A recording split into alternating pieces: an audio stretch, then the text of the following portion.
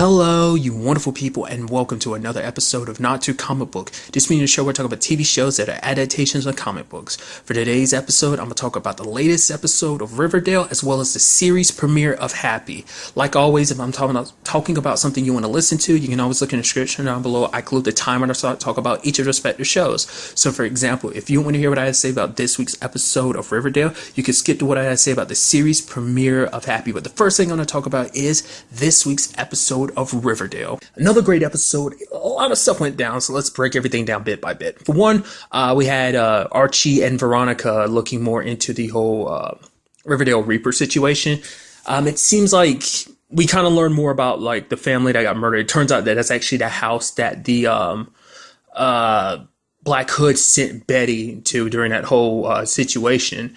And thereupon investigating, they look into like the previous Sheriff Howard, he had investigated that case. We heard a little bit from his daughter, who was basically like that case basically kind of became her dad's obsession. But we end up finding out that another one of the kids, there was actually another kid in the family, a third kid named Joseph, who survived. Turns out he's actually, I wasn't expecting us to find him out in this particular episode. I was thinking like, oh man, we're going to find out is he's one of the main cast members or something, like one of the families, like even more family secrets. But it turns out he's actually the janitor, which I thought was kind of interesting. Still on the fence about whether he's connected to the whole like thing that Chuck's being, like obviously everything's pointing towards, it's definitely Cheryl, but it's like I kind of felt like he was hiding something too, like, but it seems like it's because he's hiding his past essentially. And the episode kind of sets up an interesting thing of like basically Archie and Veronica opening up those old wounds might have caused more problems, because basically his family got justice because the people in town tracked the guy down and killed him. Still, we have absolutely no idea why that person did what they did. So, you know, Archie's saying he's not the Black Hood because he looked into the Black Hood's eyes and it doesn't match Joseph. So the question, but I'm curious what this will mean going forward, because Joseph got revenge for his family, like justice was served for his family. It makes you wonder, will he kind of side more with the Black Hood going forward? The fact is like, oh, the Black Hood is doing all this stuff. He's doing justice. No one got justice for my family until they took it to their own hands. And it's like, what he's doing is doing that too. So, or maybe it's just going to stir up something a little dark in him, especially because it seems like he's starting to tie in with Josie and Cheryl's storyline. So I'm curious, is that going to play a role in that going forward or something? I don't know. It's hard to say exactly what that's going to do. Might end up pushing him to... It doesn't just seem like it's going to be something setting up to push him down a dark path. But we'll just kind of have to wait and see on that front. And once again, something popped up this episode that kind of makes me think, going back to what I brought up before, like that Cheryl's doing everything she can to isolate Josie because it's almost like she wants Josie to herself. At first, last time I was like, no, maybe it's like she's putting all this effort into like, you know, push Josie out of the way so she can lead the pussycats and stuff like that. But it's like, no, it seems like legitimately she's like trying to get close to Josie. I guess it's because like something's happened and just... Like, I guess Cheryl just kind of latched on to her amongst anyone. I guess, like, out of anyone, like, not only did Josie and them help with that whole, wasn't the dude's name Nick, that whole Nick situation, but I think it's, like, also, like, Josie's the only person Cheryl doesn't have a problem with. She has a problem with Betty and Veronica, which they were there, too, but still, like, I don't know, it's so interesting. Maybe after that situation, it just clicked something in Cheryl's mind, so it just kind of, like, once again, kind of went on Fatal Attraction, in my opinion. It seems like that might be what that is. Like I said, once again, could be reading too much into that, but that seems like that's what that whole setup is, especially because she drew that particular picture of her and Josie. Makes me think like that's what's going on there. So, but you also see Josie kind of seeing that side of Cheryl that I think she doesn't see a lot, because at Pop, she ended up knocking down that milkshake and told FP to pick it up. What you saw that look on Josie's face, like, wow, like, I mean, understandably so. It's like she has a right to be pissed at FP. I mean, to be fair, you did testify for him kind of in his favor, but then again, I was just kind of like, Betty kind of blackmailing you. So, I mean, plus everything that happened with Jason. So obviously you want to hold animosity towards him. Maybe arguably you could say like, she probably does hold resentment towards her dad for the whole situation, being the fact is that he's the one that actually killed Jason, but like FP was still involved in that whole process. So it's like, it's the lesser of the two evils, obviously, but still, it's just, it obviously is a tough subject for her. But it's kind of interesting. I want to see that going forward, because it's like Cheryl making any attempts, like, you know, possibly pursuing anything further with Josie, especially because Josie was like, oh yeah, Reggie's going to take me somewhere, like, or like, like to like a show where she can get paid like $5,000 for like 5 songs or something like that. You saw a look on Cheryl's face, almost like she was bothered by him. Like, that's pushing that thought further and further in my head, which is like, I don't know. I guess we'll just kind of have to, ultimately wait and see where that all kind of like all the chips fall in that situation. So, we have FP potentially going straight. He's going, the AA meeting, so he's stopping drinking. He's trying to leave the serpent life behind, but there's, Jughead and Betty decide to throw him like a farewell party, because for him, like, Jughead lies to him about the whole Penny situation, which Penny kind of escalates things even further because she starts throwing out Betty's name. It's like, oh yeah, like, she's your serpent underbelly. Essentially, she's kind of your weakness, so kind of immediately showing you that do not mess with Penny. She seems like she's playing for keeps. So I'm curious, like I said, once again, I'm curious to find out what her beef is with FP that she's taking out on Jughead like this. I don't know whether it's like entirely related to the serpents in the sense of, I mean, we've never seen her actually cross paths with Alice, because we know Alice is part of that world. Kind of dived into that a little bit this episode too. Because remember last episode, Penny brought up the fact is that FP owes or something, and it seems like there's something between FP and Alice. The fact is she's making that joke when he's getting out of jail, like, oh man, like, you're so pinned, like, oh, men who get out of prison are sexually frustrated or something like that, which is super weird and awkward. She's making that joke in front of our Betty, which is so interesting because it doesn't seem like she would make a joke like that, but to be fair, it's her making a dig at FP. But there was even that conversation at Pops when he was like, oh yeah, you come, and she's like, well, how's not going to want to come? He's like, well, leave him at home, which is like, there was definitely a past there. Just even from season 1, their interactions, you can kind of tell that it's just, I guess for her, it's just like, FP was one of her main reasons for joining the Serpents or something like that. Because it seemed like, Alice is probably like the very rebellious type, but it kind of seems like that might be where Betty kind of gets her like streak from. And I can only assume like she got away from that world, but FP didn't. The fact of the matter is like maybe FP was considering leaving the Serpents for her, but maybe she got with Hal, and maybe at that time he was supposed to be with Penny, but then he left her for Jughead's mom. Like, there's so many possibilities. It seems like it might be type of, like I said it last episode, I'll say it again, like I do think it is like a relationship thing. Like they were supposed to be a thing, like whether it's just like a family, like maybe she was going to have a child and have all that life, or maybe it's something along the lines of the Serpents. Maybe he never gave her a chance to lead the Serpents or something. I don't know. That's why I'm really interested to see her and Alice cross paths, to really see like, is there bad blood there? Because obviously we saw a little bit in this episode, Alice is like showing up and it's like, oh yeah, we know exactly what kind of drink you want, just because we still don't know what happened during her serpent days. Maybe we kind of get an episode or flashback to that at one point in time. But obviously that's one reason why she's trying to be so hard on Betty with the whole serpent thing, especially Jughead, is because she herself was in that life one point in a time. And I think it's because she herself was in that same situation with FP. And so when she looks at Jughead, she sees his dad, and when she looks at Betty, she sees herself, and she feels like it's history repeating itself. So maybe it's something like that. I mean, this is kind of like the episode that I kind of figured was coming, like this season. I felt this episode coming since season 1, that basically there's relationship problems all across the board for Veronica and Archie, as well as Jughead and Betty. In Archie and Veronica's case, it's the fact is he said the L word. He said, I love you, which Veronica was like, wait, what? And they both got different perspective from their parents about like how they should handle this. Hermione's kind of like, is it something that you're willing to hear right now? Like Veronica's like not sure like how she really feels about it. She cares for Archie. She wants to be with him, and just for her that she wants that to be enough. And I guess, it's something interesting that she pointed out. She's like, I've never heard you or Dad ever say it to each other. And I think it kind of made her realize something. It's like, well, the fact of the matter is, maybe in her mind, it's like either we lodges are incapable of saying that, where we can care about someone, but like not to that extent, that maybe even when we're with someone, maybe we always have one foot out the door type of thing. Maybe, I don't know, like, but at the same time, also, it may make her go, oh, maybe you guys don't really actually love each other, that you're actually with each other. Maybe it's kind of a convenience thing. I mean, hence the whole her and Fred relationship last season. So maybe, I don't know. It's hard to say what's in Veronica's mind, but for her, it's just like, she feels like she can't respond to that. And it's just like, it's that situation of just, and it's something Fred alluded to. Like the fact of the matter is, that's that thing. It's that weird, awkward thing of like, well, people are at two different points with that whole love conversation. Like, not everyone's always going to 100% be on the same wavelength. Sometimes they are, but I feel like there's points where it's like, for the other person just hasn't gotten there quite yet, and for Veronica, maybe she hasn't gotten there quite yet. Even with enough time, like maybe that won't change, and maybe it will. But also in this episode was the whole Betty and Jughead thing, which was like her doing that dance. I was like, at first I was like, oh man, she's going to do that, and she's not even going to know that her mom's there. I was like, no, because she walked in with her mom. It doesn't matter if her mom was there. She still did that in front of everyone, and you could tell immediately that Jughead was mad. Like, why he was mad. It's because that he knew what that dance represented, because that meant that she was stepping closer into the world of the serpents, and he didn't want that.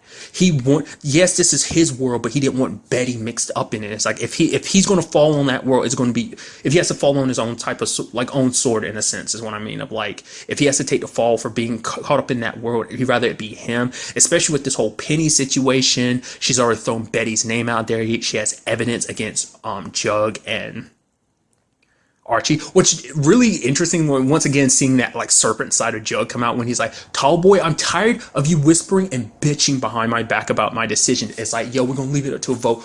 And Tony steps up. It's like, yo, who votes for Jughead? And everyone did. And it's like, boom, shut up, Tall boy. And I was like, that's so neat. Plus what he said to Penny is like, you coming after me or my dad means I will bring the full force of the serpents down. I mean, it's like, you see that side, like kind of, it's not just Betty that has a dark side. I mean, this show has already shown like everyone's dark side when pushed to it. Like definitely saw Archie's this season.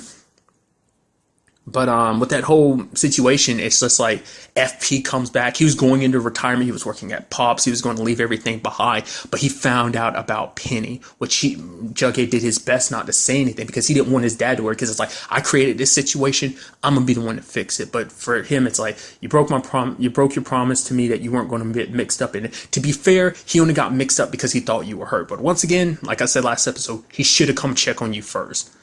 But I guess in his mind, it's like he didn't listen to FP when FP was like, stay away from her.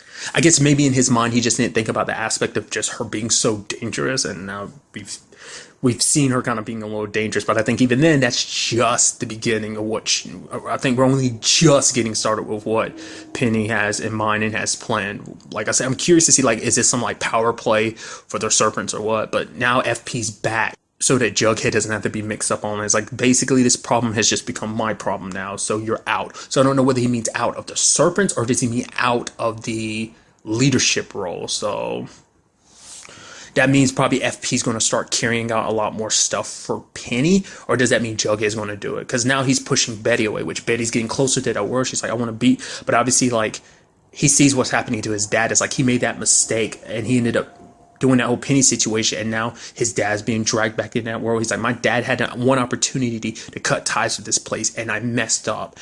And now it's like, I don't want to do the same thing to you. Like, that's why, once again, why he was so upset about her doing the dance and everything. And it's just like I said, it's the moment I was expecting where like things were going to fall apart. And then Jughead kind of points it out too, like in the ending, basically like, oh yeah, in that moment you see Archie staring into Betty's room, Betty staring back into Archie, and it's like rekindling that, like they're both in a very vulnerable state, and then we're going full circle again. I kind of figured it was going to go like that at some point, but now it's a super complicated situation because it's like, well, they're both single for right now for different respective reasons, and it's like if they start dating, it's going to complicate things because they're a group of 4 friends, and it's just going to turn into a very, very messy situation. So, and I think this basically is alluded to like rekindling of some feelings of like how Betty felt about Archie and how Archie felt about her, that it never completely went away. It just took these circumstances for them to finally look at each other, and the way Jughead puts it, almost like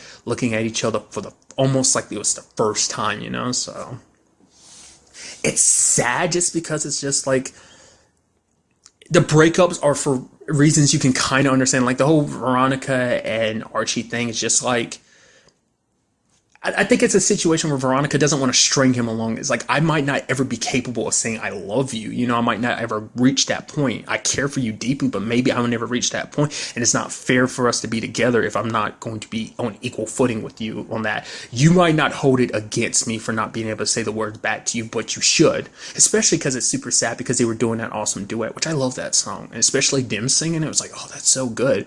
But you can see the somber, like, sad look in her eyes, and it just kind of breaks your heart. Like, it's like, oh, but it's like, oh, this is cool, and it's beautiful, but it's also beautiful because it's sad and, you know, soulful. But like I said, overall, a great episode. I'm so interested to see how this all plays out, especially considering next week's episode is a mid-season finale. So with these type of things, like, you know, it's going to end off on a high point of being like, wait, what? So I'm curious to see what they have planned, like what's going to happen with all of this going forward. Especially because it's something they didn't even talk about either in this episode. Is the fact is that more notes were being sent out by the Black Hood. And now that I'm thinking about it in retrospect, we did find out earlier on that, like, one of the notes that got sent to Betty wasn't from the Black Hood. Like, it didn't match the handwriting from another note. And it's like, maybe, like, Joseph has something to do with that. You know, that whole writing the letter saying maybe he has a part to play in this. Maybe he is helping the Black Hood because it's like, oh, the Black Hood's seeking justice, well, I'm seeking justice too. So maybe it's something like that. And maybe this whole situation of reliving the past is just going to worsen that. Maybe push him to want to help the Black Hood get even justice even more. So, like I said, also, like, the lodges got sent a letter, whether it's real or fake, whether it's from the Black Hood or whether it's from someone else. It's still hard to say, but other people are getting them too, because remember last week's episode left off with like the Black Hood is like they failed, so everyone in town has failed because too many sinners and stuff like that. So question is, who's the next person he's got set in his sights? It does beg the question why he never came back after Fred. It almost seems like I don't know, there's a level of something else here. You just can't quite piece it together. It's like maybe some of these attacks weren't committed by the same person. Maybe the person who attacked Fred wasn't the same person that attacked all these other people. You know, maybe there's some inconsistencies in some places where maybe the Black Hood isn't just one person. Maybe it's multiple people at different points in time doing something else. Maybe there's kind of like a copycat going on at the same time. Maybe not. I feel like if that was the case, we'd be hearing a lot more from the Black Hood about that. Like, oh, that there is a copycat. Someone kind of trying to take advantage of the situation. Because it's like, you killed Grundy, but you let Fred live. But I guess it's kind of like, well, you've already kind of marked him, essentially. Like, basically with a metaphorical scarlet A, so I think it's okay. I don't know. I'm curious why that is. I mean, to be fair, he didn't go after, because what I mean is, to be fair, it's not like from the third attack, his victims are dead. They're still alive. So it's like so amongst them, the only people, well, no, because he attacked Phillips and Phillips is dead. So 2 out of his 4 attacks have left victims dead, while the other 2 are, like, you know, victims in each situation are still alive. That being Fred, as well as the Moose and the girl who are doing Jingle Jangle. Then it's like, I don't know. It's something I never really thought about before, so maybe there's something to that. It's actually interesting too, when you break it down, like, each subsequent attack is like, it's like live, die, live, die. I don't know. We'll just kind of have to wait and see, maybe, you know, how this all plays out. Like I said, mid-season finale next week, so very interested to see how that all plays out. And now moving on to the series premiere of Happy, a fantastic introduction to the series. I'm going to let you know ahead of time. I'm going into this series literally knowing nothing except for what we learned in this episode, as well as in the previews. I've never read the comic book, or rather graphic novel, that the series is based on, but it seems like a crazy wild ride, even more so than I thought it was, even from the previews. Literally, the beginning kind of sets the tone for you. In the moment he, like, in his head, shoots off his head, blood is splurting, and he's like dancing and literally dabbing. And every time he dabs, a little blood spills over. I'm like, that's freaking weird. I love immediately so much interesting stuff as media set up. Like, obviously, you know that Nick is going to be an ex-cop. Know all that over previews. Did not expect him to be a hitman. That's kind of interesting, because basically he was hired to kill the Scaramucci's by Blue, which is kind of crazy that Blue would hire someone to kill his nephews. It's like, for what purpose? Except for Mikey. Mikey wasn't supposed to be there. The only reason why Mikey got mixed up on that, because he was supposed to go see Blue first, but I guess Blue was going to, like, probably kill Mikey himself. whatever the case may be.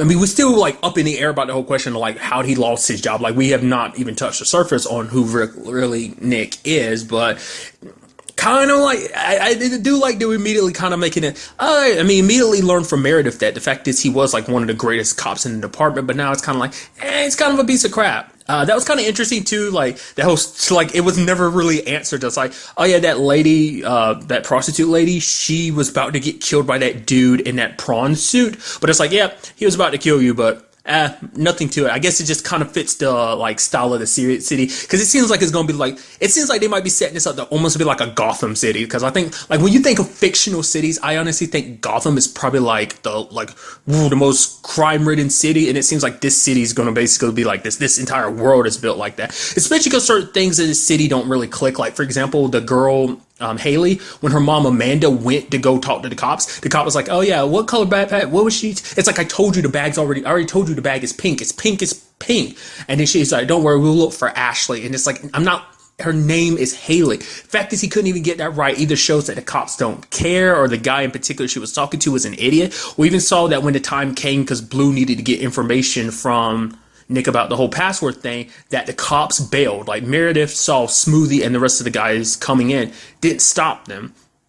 Because, I mean, obviously Blue, it seems like she's kind of in Blue's pocket, which it might not even, I mean, which the fact is those other cops left his room, makes it seem like it's not just Blue. I mean, it's not just Meredith, like the entire department's under his thumb. Like, so I guess it's one of those things where it's like he's kind of the criminal kingpin and he kind of runs the entire city, possibly. Because basically Nick has found himself in the middle of a civil war because it's something about a cryptic file, and Mikey had the password to it, which he got from the Don, who it seems like the Don also told him about something else too, which I think is kind of interesting.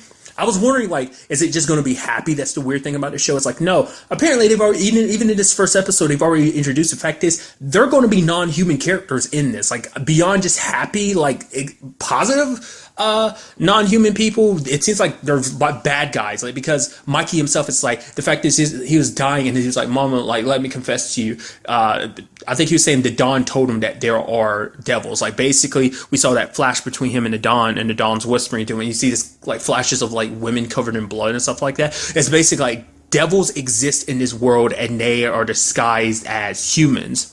Which kind of explains the Santa that took Haley. I figured immediately that at least some of the characters weren't going to be human because the moment he opened his jacket, it was like blackness in there. So I'm assuming it's almost like an empty space type of thing where he like wrapped her in it. She's kind of locked in an alternate dimension or something kind of inside of his body. Whatever he is, we don't really don't know that much. Obviously, this is a premiere, so like not a lot of questions walking away from it. But that's kind of interesting to me. Because I figured most of the people that Nick would come across in this series, at least this season, would be like, oh, they're regular like people. I thought it was going to be like, this is literally a town of crazies. Essentially, once again, kind of making the Gotham comparison, it's like this whole city's Arkham. Instead of it just, well, I guess that's why, I was about to say, it's like, if Arkham was a city, it was like, well, there's literally the Rocksteady video game Batman Arkham City that kind of represents that. So it seems like it might be kind of like that. It is a corrupt city where things probably don't work out. I mean, the fact is we haven't really seen the full scale of what the police department is like, but it's hard to say. Like I said, on a scale of like whether it is 100% controlled by Blue or they're actually good cops. It seems like Meredith might be a good cop. It just seems like she's in a tough situation because it's like she's under Blue's thumb and that Blue's threatening her mom, her mom is sick, and it's just, I don't know, it seems like she's just trying to do the right thing. We still don't know the connection between her and Nick. The fact is that Happy's like, oh, was there something between you two? Which, like, I was thinking that it might be a combination of that plus they might have actually been partners when he was a police officer. Because the fact is that he, because she's like, oh, you were my hero, like, I looked up to you. So it makes me think they might have been partners in both the, like, police sense as well as the personal relationship sense as well, but I could be wrong about it. I was wondering if it was going to be something weird like she's his daughter, but it's like, no, it turns out Haley's his daughter. Didn't see that coming. I was like, oh, wow. Not less Happy's lying about that, but I think it's like, no, like, that must be the case. But it's like, because I was wondering, like, why out of anyone? Because I was thinking, like, oh, maybe it's because Nick is near death. That whole situation, it kind of put him on a path of being able to see.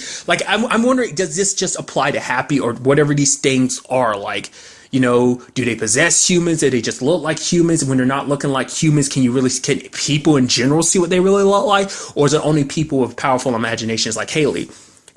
like, because it did seem like on some level, well, there was that guy that Happy was like, "Oh, can you see me?" Before the guy ended up getting like a beer bottle or wine glass like smashed over his head.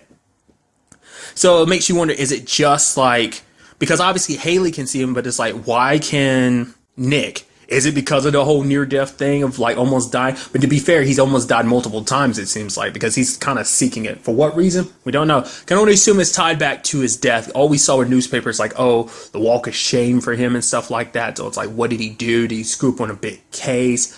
Did he not know about Haley at all? Which is what it seems like.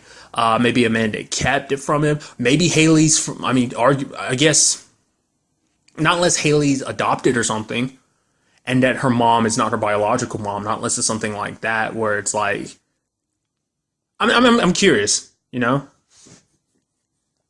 I think it's like it's either that or the fact is Amanda didn't tell him she was pregnant at the time, because it's just for him not to know. I mean, to be fair, like maybe he was just already falling apart by the time Amanda, like maybe him and Amanda had something good, but then he started falling apart, and it seems like it probably all happened after his job situation fell apart the way it is. I don't know. Like I said, a lot of questions walking away from this, and it already seems like the show is going to be very, very bloody in a sense of everything that went down in the hospital, taking those guys down like that. Also like the whole thing with the fire hydrant, fire extinguisher, just like making that face while he's looking at Smoothie. He's like, ooh, and he's spraying all the foam on that dude, and it's just like, shh, shh, shh. I was like, okay, you even have this disgusted look on Happy's face about that, which I also appreciate that contrast between like, Nick kind of being that asshole, like stumbling on his feet, cop, just kind of douchebag character altogether. It seems like he's just going to be like that. Wasn't always like that, but it seems like that's the way he's going to be now. And you have Happy, who doesn't really cuss or like, you know, finds other ways of talking, which I love that the fact is that their introduction was that whole like freaking song. And even at one point you kind of see Nick kind of dancing and singing along to it. Even in this first episode, it does seem like he is starting to realize that there's more to this whole situation, because he was like, wait a minute, because he's like, you're a figment of you're my conscience come to life or something like that. So you're my brain trying to teach me a lesson, or, you know, my conscience trying to get to me. But then it's like, you can't be a figment of my imagination because you knew information I couldn't have known. How did I know that there were 5 guys out there? I didn't look. I only followed you. And it's like, how did I come to that conclusion? You know, so it's not like now he's starting to realize like there's something more to this. So it's slowly seeping in. He still thinks he's a little crazy. I think even outside the current situation, he'd still be thinking that. We also have a character who's just like, whatever went down when he was a cop has pretty much pushed him to the limit, to the point that he wants to die, that basically he's just looking for an excuse to. So, and Smoothie about to like slice off his junk. And he's just like, oh, well, you'll be cutting for a little while. You get what I mean? And turns to the little guy. He's like, yeah, he knows what I mean. I also love that he made fun of Smoothie being like, yeah, I heard of you. Yeah, you're the one that likes to get peed on. And one of the guys was like, and then Smoothie turned to him, and the guy just stopped laughing. I almost thought, like, I was so sure that he was going to kill Smoothie, but it seems like that's going to be a problem for another point in time since Smoothie got away. I'm also curious to see what this all has to do with that Sunny Shine, with the whole wishies. Like, that's popped up too much in this episode. Like, if it was just the whole Haley thing, sure. But the fact is, it's popped up on TVs, you know, at certain points. Like, it's on television. It makes me feel like that's going to be something. What exactly? I don't know. It seems like it might be kind of like, I don't know if it seems like a very like a weird Wiggles type of thing. I don't know. Like, what it's supposed to represent, what it's supposed to be like, oh, is this thing that kids like or whatever, but it's like, I'm not sure what it is. It's the fact is, I don't know, it just popped up a little more than once, so it makes me think it plays some kind of role going forward. Like I said, it's the series premiere, so we know next to nothing about anything, so at this point in time, you can just only surmise and wonder and theorize and just curious about what direction this will all go. Like I said, because I didn't think this was going to have like almost a fantasy supernatural element to it. I thought the only thing was going to be, oh, Happy's the only thing, but it's like, I thought it was going to be like maybe just a bunch of weird, crazy characters. Like, you know what? I think this is kind of reminding me of, and I think it might kind of fit that same style. Is No More Heroes. If you're familiar with No More Heroes, I'm really going into details. If you're curious about it, look it up. But never, if you're familiar, it reminds me of No More Heroes. Just the way the characters act, like so far. Just like I feel like we're going to get introduced to bad guys who are literally no more hero villains who are just weird and eccentric, like Smoothie to a certain extent. Just based on like the previews and stuff makes me think like that, but I'd be completely wrong. So, also this whole situation with Blue. The fact is that the Dawn knew about the devils and stuff like that. Does that mean that Blue does too? Like, is this just like it makes you wonder how many storylines are crossing at this point in time? Is everything connected? You know, the Dawn telling Mikey the truth about the whole devils thing. That's what I was kind of thinking. I was actually surprised that Mikey ended up dying. I mean, to be fair, he got shot, fell out a window, and still lived, but, well, not for long. Which, really quickly, I didn't even give him props. That was creative, that whole like setup situation that Nick pulled at the beginning. It's like, oh yeah, I'm the one that I put a hit. I was hired to take out the Scaramucci brothers, and it's like, well, what's the best way to draw them all out? And that's put a hit out on myself. Kind of, even though he's in the state that he's in, he's actually pretty smart. You know, he's not like a complete and utter idiot. Even though he seems like he might seem like it might be all like completely out of it. So. But the point I was making is because at the very least, that means there's at least 3 storylines going on right now. There's the whole Haley storyline. Then there's the storyline about Blue and this whole mob civil war that's possibly going on. Whatever that password is connected to, whatever cryptid file.